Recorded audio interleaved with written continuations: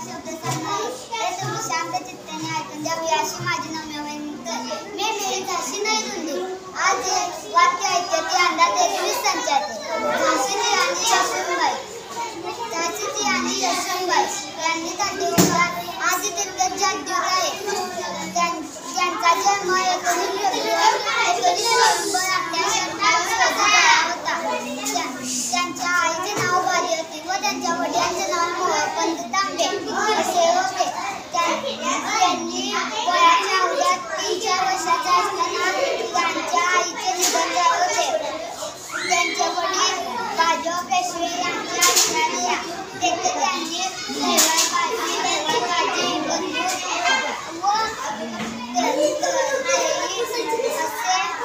शिकले।